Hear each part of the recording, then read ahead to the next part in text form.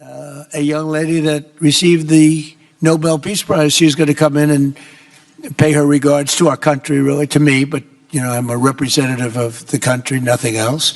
And she's coming in sometime next week, I think Tuesday or Wednesday, and we'll see how that is. But no, we're dealing with the people from Venezuela.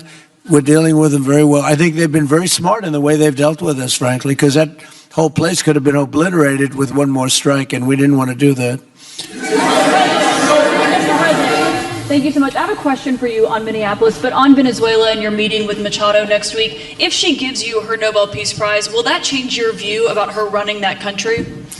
Well, I have to speak to her. I mean, I'm going to have to speak to her. She might be involved in some aspect of it. I will have to speak to her. I think it's very nice that she wants to come in, and that's what I understand the reason is, because Norway is very embarrassed by what took place. I mean, they're getting decimated. Look, whether people like Trump or don't like Trump, I settled 8 wars, big ones, some going on for 36 years, 32 years, 31 years, 28 years, 25 years, some just getting ready to start, like India and Pakistan, where already 8 jets were shot out of the air, and I got it done in rapid order without nuclear weapons. I can't think of anybody in history that should get the Nobel Prize more than me, and I don't want to be bragging, but nobody else settled wars. Obama got the Nobel Prize. He had no idea why. He still has no idea. He walks around, he says, I got the Nobel Prize. Why did he get a Nobel Prize? He got it almost immediately upon attaining office, and he didn't do anything, and he was a bad president.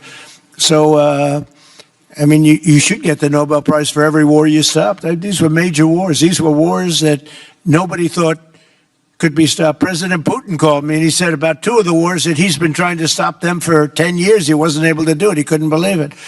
So in theory, you should get the Nobel Prize for every war you stopped. Every one of them was major.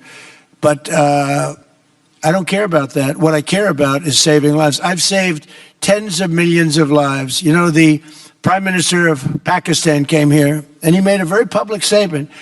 He said that President Trump saved minimum 10 million lives having to do with Pakistan and India, and that was going to be raging. So, you know, but I'm honored that she's coming here. I look forward to meeting her, yes.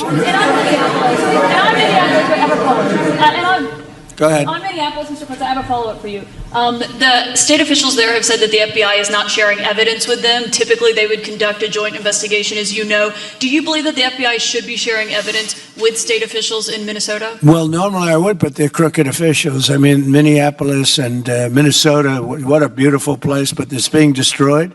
It's got an incompetent governor, fool. I mean, he's a stupid person.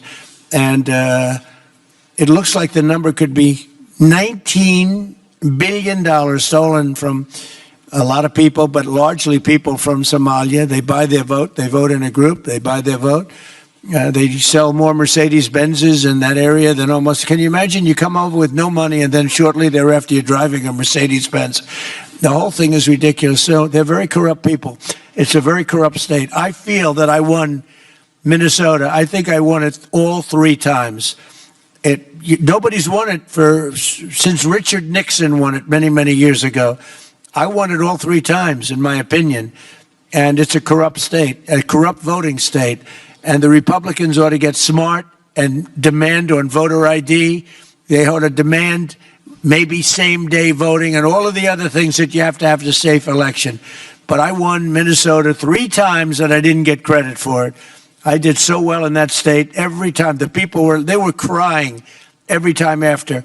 That's a crooked state. California is a crooked state. Many crooked states.